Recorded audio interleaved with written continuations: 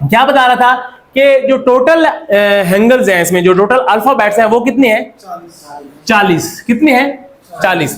मैंने आपको बताया दुनिया में जितने भी अल्फाबेट्स लैंग्वेज हैं उनमें दो चीजें होती हैं। क्या होते हैं? वावल्स होते हैं और कॉन्सोनेंट्स होते हैं। तो इस लैंग्वेज में भी क्या है? कॉन्सोनेंट्स हैं और वावल्स हैं। टोटल कॉन्सोनेंट कितने हैं और टोटल वावल कितने हैं? इट्स मीन कि ये जो कोरियन, वैसे आपने इंग्लिश में ए ई आई ओ यू 5 जो है वो वावल्स है, बाकी सारे कॉन्सोनेंट्स हैं। लेकिन यहाँ पे आप देख रहे हैं कि कॉन्सोनेंट कम है और वावल ज्यादा है। तो इट्स मीन कि यहाँ पे जो वावल्स हैं वो ज्यादा हैवी हैं कॉन्सोनेंट से। तो वावल पे ज्यादा फोकस करना है, वावल्स को ज्यादा जो है इस पे, इसमें ज्यादा वावल का अहम किरदार है कोरियन लैंग्वेज में। ठीक है, तो वावल्स पे आप जब ज्यादा फोकस करें। तो टोटल कॉन्सोनेंट कितने हैं? 19। कॉन्सोनेंट को कहते हैं छाउंड। क्या कहते हैं? अब इसमें 3 हिस्से हैं। कॉन्सोनेंट को 3 हिस्सों में डिवाइड किया गया है। नंबर फर्स्ट बेसिक कॉन्सोनेंट्स, वो कितने हैं? 9। देन एस्पायरेटेड कॉन्सोनेंट्स, वो कितने हैं? 5। एंड देन टेंस कॉन्सोनेंट, वो कितने हैं? 5। ठीक है, अच्छा तो टोटल कितने हो गए? 19 हो गए। तो बेसिक से मुराद है बुनियादी कॉन्सोनेंट्स। क्या है? बुनियादी। लाइक जैसे उर्दू में हम पढ़ते हैं बे, पे, ते, टे। ये जो उर्दू में ये कॉन्सोनेंट्स हैं बे, ये क्या क्या है? बेसिक कॉन्सोनेंट्स हैं। तो इसी तरह यहां पे भी बुनियादी कॉन्सोनेंट्स यानी वो कितने हैं? 9। फिर ये जो पांच जो है ये बुनियादी यानी बेसिक से ही निकले हैं। ये बुनियादी कॉन्सोनेंट से ही अखज किए गए, निकाले गए हैं। तो इनको कहते हैं एस्पायरेटेड। एस्पायरेटेड से मुराद है भारी आवाज वाले, भारी साउंड वाले। तो एस्पायरेटेड भारी आवाज वाले। तो जैसे उर्दू में भी हमने पढ़े हुए हैं एस्पायरेटेड कौन से? जैसे बे से बन गया भे, पे से फे, ते से ते, टे से ठे।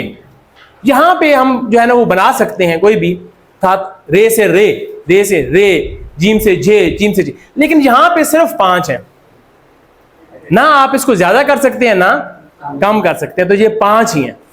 ठीक है, आगे आ गया टेंस कॉन्सोनेंट। टेंस क्या होते हैं? पतली आवाज वाले। कौन से वाले?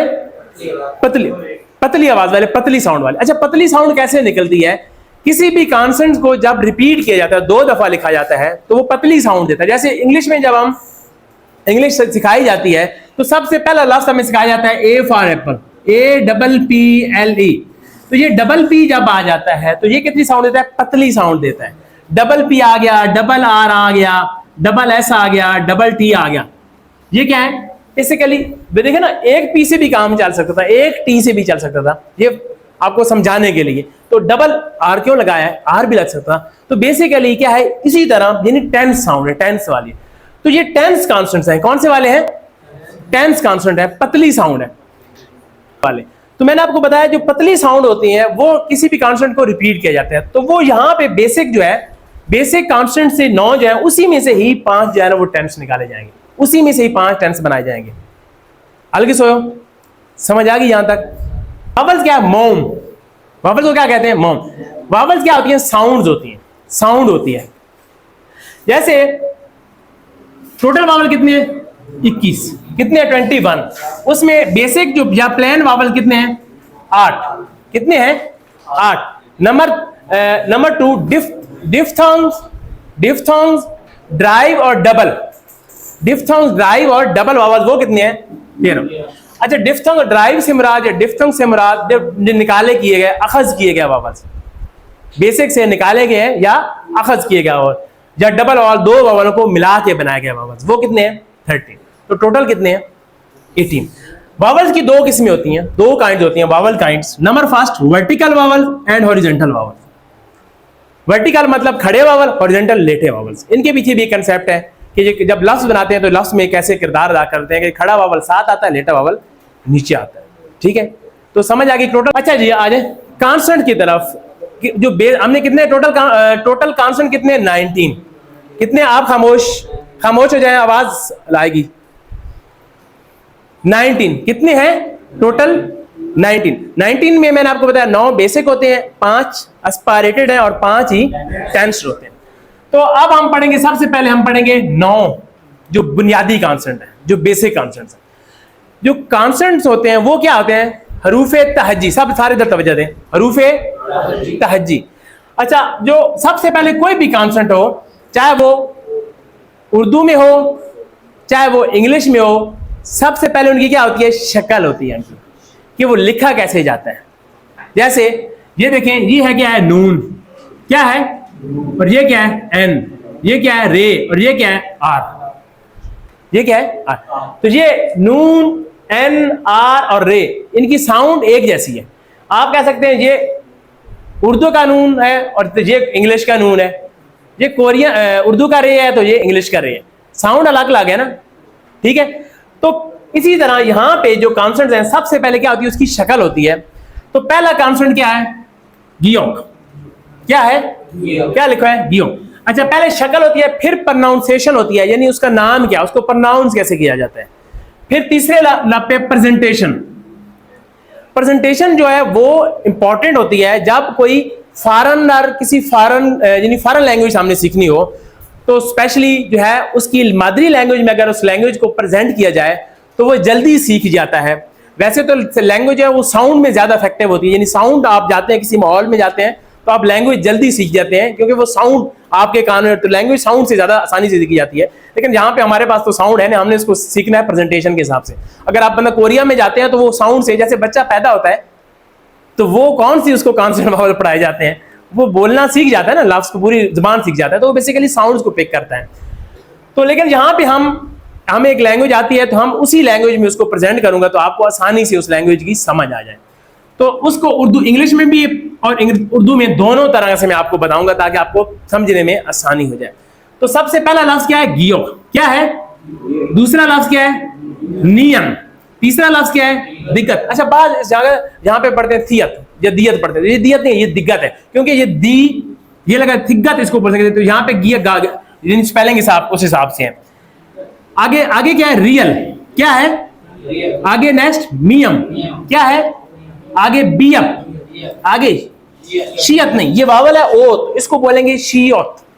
ये गियोक है तो इसको गियोक इसलिए पढ़ोगे, ये वावल है यो, तो इसलिए इसको गियोक बन गया। ये क्या बन गया? शियोत, ये वावल है, बाकी सारे वावल एक ही है, इसलिए इसको हो गए। आगे क्या है? इयंग। क्या है? इयंग। और लास्ट क्या है? जियत। अच्छा, कंप्यूटर शेप में इस तरह है, राइटिंग शेप में आप इस तरह लिख सकते हैं जियत। क्या है? जियत। पहला बोले जी गियोक, नियन, दिक्कत, रियल, मियम, बियप, शियोत, इयंग और जियत। इयंग और जियत, ठीक है। अब ये उर्दू में क्या है? उर्दू में ये तो इसके नाम है, ये इसकी क्या है? नाम है। लेकिन ये हमारे लिए ये हमें नहीं समझ आएंगे जब तक मैं इसको उर्दू में प्रेजेंट नहीं करूंगा। उर्दू में आपको नहीं बताऊंगा या इंग्लिश में नहीं बताऊंगा कि उर्दू को किसको प्रेजेंट कर रहा है या इंग्लिश में किसको प्रेजेंट कर रहा है। तो ये गिया किससे स्टार्ट हो रहा है जी? गाफ से। तो ये उर्दू में इट्स मीन गाफ है। क्या है? गाफ है। अब लफ्ज कैसे बनता है? लफ्ज तब बनता है जब उसके साथ उसका वावल लगता है, चाहे वो इंग्लिश हो चाहे वो उर्दू। जैसे उर्दू है तो हम इसके साथ लगाते हैं अलिफ। क्या लगाते हैं? अलिफ। और इसके साथ लगाते हैं ए, ठीक है। अब नून के साथ अलिफ लगाया, क्या बन गया जी? ना। और रे के साथ अलिफ मिलाया, एन के साथ ए मिलाया, और रे आर के साथ ए मिलाया, रा। अब देखें ना, ये वावल था ए, ये वावल है अलिफ। ये क्या है? अलिफ। ये उर्दू का वावल है, इसका नाम है अलिफ। क्या है? अलिफ। ये इंग्लिश का वावल है, इसका क्या नाम है? ए। इसका नाम है, साउंड नहीं है। इसकी साउंड क्या है? साउंड क्या है? आ। तो ये नहीं, लेकिन कोरियन में मजे की बात यह है कि कोरियन में जो वावल्स हैं उनके नाम नहीं है, उनकी नाम की बजाय डायरेक्ट साउंड्स हैं, शक्ल है और साउंड। तो और भी सीखना आसान हो जाते हैं, बजाय वो तीसरा फैक्टर निकल जाता है नाम वाला, ठीक है। तो क्या आ जाता है, यहां पे हम लिख लें, वावल एक ले लेता हूं, जैसे यहां पे ये वावल है आ। क्या है जी? आ। इसकी साउंड क्या है? आ। यानी ये उर्दू का अलिफ है और इंग्लिश का ए है, तो वावल इसकी साउंड क्या है? आ। तो आ को हम मिलाते हैं गियक के साथ, क्या बन गया जी? क्या बन गया? गा। अच्छा, कोरियन में एक चीज, जब भी लफ्ज लिखते हैं तो एक सीक्वेंस में लिखते हैं, एक तरीकेकार में लिखते हैं। कोरिया में कोई भी लफ्ज जब शुरू होता है तो वो हमेशा कॉन्सोनेंट से शुरू होता है। इंग्लिश में वावल से शुरू हो जाता है, उर्दू में भी वावल से शुरू हो जाता है, लेकिन कोरियन में लफ्ज ऐसे शुरू नहीं होता, वो हमेशा किससे शुरू होता है? कॉन्स्टेंट से शुरू होता है। ये जो 19 कॉन्स्टेंट्स मैंने आपको बताए, उनमें से कोई ना कोई लफ्ज होगा। उसके बाद कोरिया में एक तरतीब, एक सीक्वेंस, उसको सिलेबल कहते हैं। यानी पहला लफ्ज क्या होता है? कॉन्स्टेंट, उसके बाद हमेशा वावल आता है। कभी दो कॉन्स्टेंट इकट्ठे नहीं आते। टेंस कॉन्स्टेंट को वो एक अलग सीन है, दो कॉन्स्टेंट इकट्ठे नहीं। हाँ, पश्चिम में कुछ वो स्पेसिफिक कुछ वर्ड होते हैं, वो एक अलग, वो आपको बता दूंगा, समझा दूंगा। लेकिन कोरिया में क्या होगा? हमेशा कॉन्स्टेंट होगा, फिर क्या होगा? वावल होगा। अब वावल, उसको हम कहते हैं सीवी, कॉन्स्टेंट वावल। अब खड़ा वावल साथ आएगा, लेटा वावल नीचे आएगा, वो बाद में जब मैं वावल पढ़ाऊंगा वो समझा दूंगा। तो जो हमारे पास एक वावल है, ये इसको खड़ा वावल, वर्टिकल वावल कहते हैं। तो गियक के साथ आ मिलाया, क्या बन गया जी? गा। अच्छा, गा। कोरिया में यहां पे मैंने आपको यहां पे देख रहे होंगे, ये गियक भी है और खियक भी है, गियक भी है और खियक भी है, यानी गाफ भी है, सॉरी, और क्या है? खे भी है। तो ये खे जो है वो बेसिकली अपनी एस्पायरेटेड साउंड इसने उधार ली हुई है। होता तो ये बेसिक है, लेकिन ये क्या साउंड देता है? अपनी एस्पायरेटेड। एस्पायरेटेड भी ऐसा नहीं देता, एस्पायरेटेड थोड़ी सी भारी है, थोड़ी सी भारी से थोड़ी भारी जो है ना हो जाता है। जैसे हम कहते हैं, जैसे इसको लास्ट हम बोलेंगे खा, तो एस्पायरेटेड को बोलेंगे, वो बोलेंगे खा खा खा, ठीक है? तो आप ये खा भी है, क्या है जी? खा भी है, यानी ये गा भी है और खा भी है।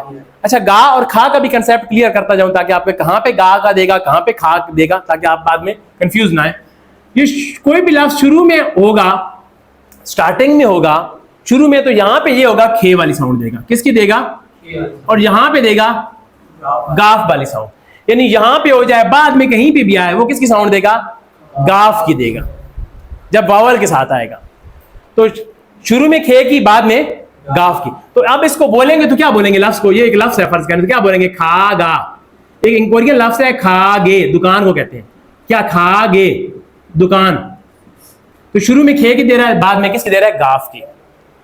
तो समझ आ गई गाफ और खे की, सबको आ गई समझ। अब आते हैं कोरिया में, जब अकेला कॉन्स्टेंट आना हो, दूसरा जहां पे तो शुरू एक कॉन्स्टेंट एक वावल है, लेकिन दूसरा अगर अकेला कॉन्स्टेंट आना हो तो वो किधर आएगा? वो हमेशा नीचे आएगा। नीचे को क्या? यहां पे आएगा। इस पोजीशन को कहते हैं पश्चिम। क्या कहते हैं? ये लिखा है पश्चिम। अब आप देखें गीयोक, इधर देखें क्या बन गया? गीयोक। किस पे खत्म हो रहा है? काफ पे खत्म हो रहा है। तो इट्स मीन इसकी पश्चिम वाली साउंड क्या होगी? काफ। अब इसको बोले, ये शुरू में आ रहा है तो क्या बोलेंगे? खा, और काफ के साथ मिलाएंगे तो क्या बन जाएगा? खाक। क्या बन जाएगा? खाक। लांबी नहीं सर, खाक नहीं बोली, खाक साउंड निकालनी है। क्या बनेगा? खाक। अब है नियन, नियन के साथ आ मिलाएंगे तो क्या बन जाएगा? क्या बन गया? ना।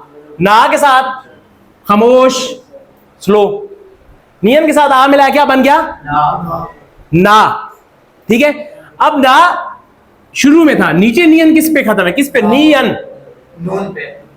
नून पे खत्म हो रहा है तो क्या साउंड देगा? None, not non, none. क्या देगा? नन। दिगत है, दिगत जो है उसके साथ आ मिलाएंगे तो क्या बनेगा? दा भी। इधर देखें, दा भी, यानी ये दा भी है और था भी। वही कंसेप्ट होगा जो गा के साथ है, यानी शुरू में आएगा तो थे की देगा, यहां पे थे की देगा, और बाद में आएगा तो दाल की देगा। आल के सोयो, समझ आ गई? तो यानी यहां पे तो ये शुरू में आ रहा है तो क्या आएगा? था। अब दिग्गत, दिग्गत किस पे खत्म हो रहा है? किस पे? टे पे। तो नीचे किसकी साउंड देगा? टे की। क्या बन जाएगा? थात। क्या बन जाएगा? थात।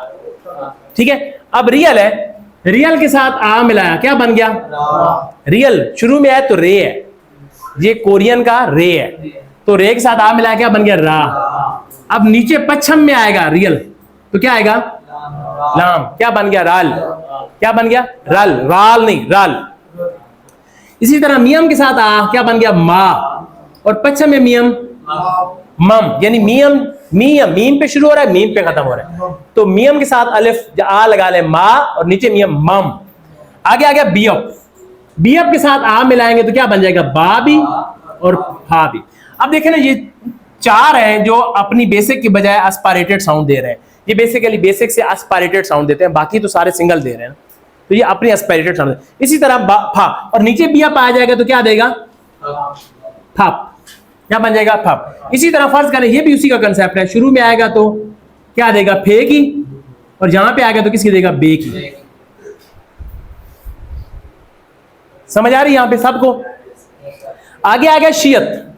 क्या है? शियत। शियत जो है वो, सॉरी शियत क्या है? शियत। शियत जो है वो सीन और शीन, क्या लिखा है? सीन और शीन। तो मतलब कुछ वावल के साथ आएगा वो शीन आएगा, ज्यादा वावल के साथ आएगा तो सीन आएगा। बेसिक जब वावल में से सिर्फ एक वावल है ई, उसके साथ आता है तो शीन की साउंड देता है, बाकी सब के साथ जो है वो बेसिक वावल में सीन की साउंड देता है। तो यहाँ पे आ के साथ जब भी आएगा सीन की साउंड देगा, क्या बन जाएगा? सा। क्या बनेगा? सा।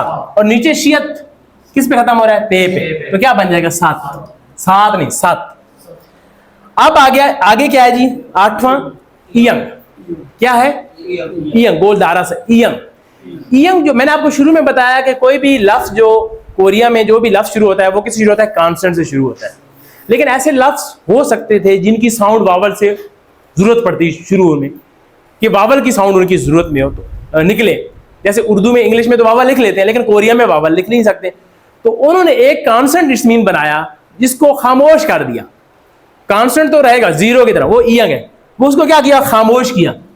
यानी रूल वायलेट नहीं होगा, रूल वही रहेगा कि लफ्ज कॉन्स्टेंट से ही शुरू हो रहा है, लेकिन उस कॉन्स्टेंट को क्या किया? खामोश कर दिया।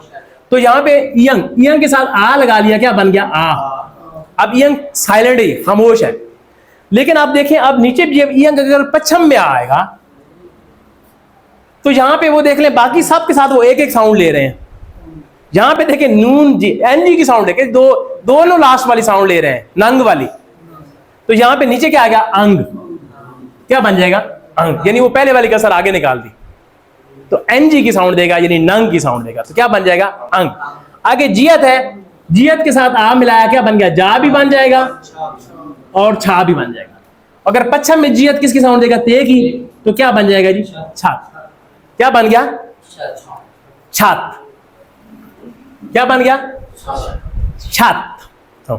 तो ये अब ये जो कॉन्सेप्ट, बेसिक कॉन्सेप्ट है, इनका कंसेप्ट जरूरी है कि ये क्या है? ये बोले गियोक, नियन, विकत, रियल, मियम, बियप, शियोत, इयंग और जियत।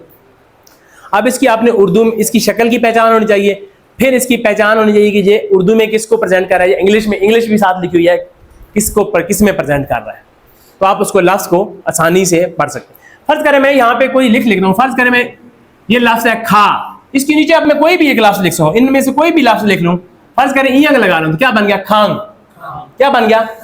खांग बन गया ना। इयंग है खा और नीचे नहीं, क्या बन गया? खांग। किसे कहते हैं? दरिया को। इस तरह नियन के साथ आ, क्या बन गया? ना। नीचे रियल, नल, दिन। क्या बन गया? दिन। कोई और लगा लें, दिक्कत के साथ आ, क्या बन गया? क्या बन गया? दिक्कत थे है ना, ये क्या है? थे, शुरू में आएगा तो थे देगा, तो क्या बना? अलिफ था। नीचे लगा लें रियल, क्या बन गया? क्या बन गया? वेरी गुड, थल। थल कहते हैं, चांद को भी कहते हैं और महीने को भी कहते हैं, चांद को भी और मून को भी और महीने को भी, ठीक है। और भी फर्ज करें यहां पे बीएफ के साथ आ, क्या बन गया? फा। क्या बन गया? फा। और नीचे लिया लगा ले मियम, मियम नहीं लगा, क्या बन गया? फाम। फाम किसे कहते हैं? फाम कहते हैं रात को। क्या कहते हैं? फाम। अगर कमरा बनाना है तो वो बना ले, फिर के साथ आ और नीचे लिया, क्या बन गया? फांग। वो क्या बन गया? कमरा। समझ आ रही? इसी तरह शियत के साथ आ और पश्चिम में रियल, क्या बन गया? साल। तो साल कहते हैं साल को। नायिका में सारी उम्र कितने साल है? अजाने हो रही हैं। कोई और लगा शियत के साथ जहां पे आगे जैसे सन, क्या बन जाएगा? सन। किसे कहते हैं? पहाड़। कोई और लगा ले, शियत के साथ लगा ले, शियत आ पश्चिम में छल, किसे कहते हैं? अच्छा, ठीक है। तो आप कोई भी लफ्ज इसके साथ जो है वो क्या कर सकते हैं? बना सकते हैं। अगर आपको पहचान है किसकी? कॉन्स्टेंट्स की, वावल्स की, तो लफ्ज बन जाता है। याद का मरला तो बाद में आता है, पहले आपने पढ़ना है उसको। तो कॉन्स्टेंट और वावल्स की आपको समझ आ जाएगी, प्रैक्टिस से आएगी। किससे आएगी? आप प्रैक्टिस करेंगे तो आपको समझ आसानी से आ जाएगी। तो इसको लिख लें अपने पास।